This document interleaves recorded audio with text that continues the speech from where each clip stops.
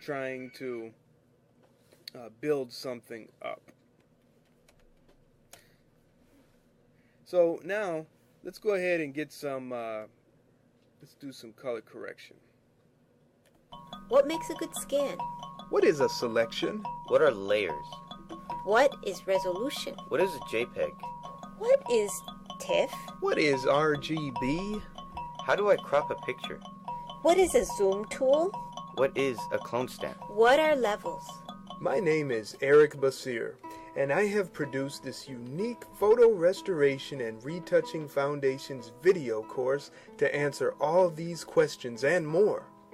In my classes and workshops, I have taught hundreds how to preserve and restore their personal photographic collections with Adobe Photoshop and Adobe Photoshop Elements. Now you can have me as your personal instructor in this 10-lesson course. After studying the videos and easy-to-read workbook, you'll finish with a firm foundation of how to use Adobe Photoshop or any other photo editing program confidently and correctly.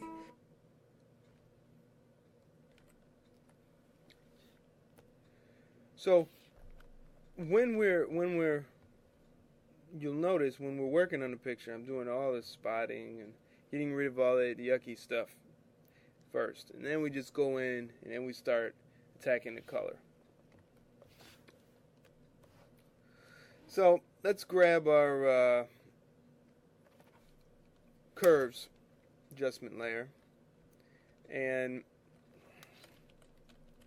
you know, Photoshop really screwed up the keyboard shortcuts. I wanted to jump to a different channel. But anyways, let's just drive our points to the edge of the histogram in the 3 channels of color.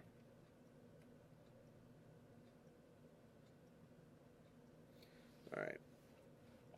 Jump to the layer palette. Before, after. Focus on the skin tones. Before, after.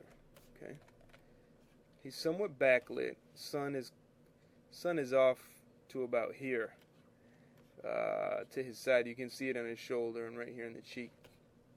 And the photographer used what's called a fill flash to fill him in there. Without that flash, he would have been all dark in the shadows under the hat, his eyes. It just would have been a mess. So there's just a little enhancement. And, you know, negative's worn out a little bit with color. So, you know, we might be able to go in there and try some other things. Let's try selective color. And looking at some of the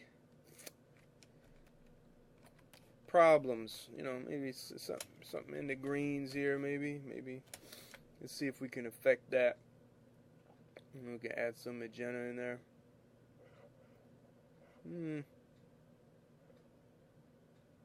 That's probably more of a cyan or a red.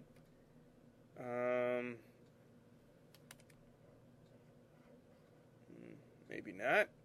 Let's try red. So when we go there, you see they're definitely affecting his skin. You know, looks a little more flush like there. I kind of like that actually. Zoom in here. So here's before and here's after. Now if you go too far, there he goes. Sunburn. And he probably does have a little sunburn actually. So you know, here it's kind of masked and he's kind of yellow looking.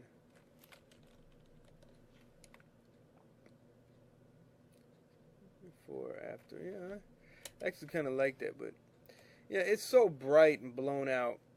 But you know, right here, this is acceptable. And you know, the whole idea is to make pleasing color, not necessarily perfect color, especially when there's no perfect color when you're shooting. I made another curves adjustment layer. See if I add some yellow. Yuck. See if I pull out some yellow, that grass really starts changing. That with a green. Yeah. Add some magenta overall. Red. Yeah, it's just looking pretty rough. So, before, after. It's a little better, I think, maybe. So let's see. Let's just turn it all off. It's completely from scratch. Sky is kind of red, but it's real important that you remember when you're working on pictures of people. the most important part is the people, is the subject. You know, the photograph is not a turf grass and a fence and a sky. It's a person. So it's really important that you keep the color of that person. Even their clothing and their hair has got to be good. First thing is skin. I always deal with the skin. A dead giveaway of a distracting, poorly reproduced image is skin tones. Okay? Skin tones are crucial. If they're dark skin or they're light skin, in between, you gotta make it look real. And it starts in the camera when you're shooting, if you have that kind of setup, if you're like that. And then you come in with something like Photoshop to do your editing. So we can I like to save this. You can save, I would say, you know, for you, for most people, I would say, you know, save it in the Photoshop format. Maximize compatibility, and when you do that, you'll be set to be able to open that picture in earlier versions of Photoshop, and it will also provide what's called a composite type of thumbnail of all the layers, if you have layers, which we did, for databases, for page layout, things like that, where, you know, you might want to import the layered file, the working file, into some kind of application. So I didn't get any questions this week, but we hope in future weeks you will send your questions to files@photographics.pro. That's files@photographics.pro, and you attach your picture in there, or you can join in while we're live via Skype, and that's PGXU Live, and that's our number via Skype, and you can chat with us. And also, when you're at our live stream channel watching us live, you can actually chat with us. And it looks like we have at least, as I'm speaking, we have at least one person viewing. So, congratulations. You are smart. So, if you have any questions, definitely please send it to me and we'll check it out. So, let's do something a little different. And, you know, we'll try to make it, you know, kind of quick, kind of easy. This one is a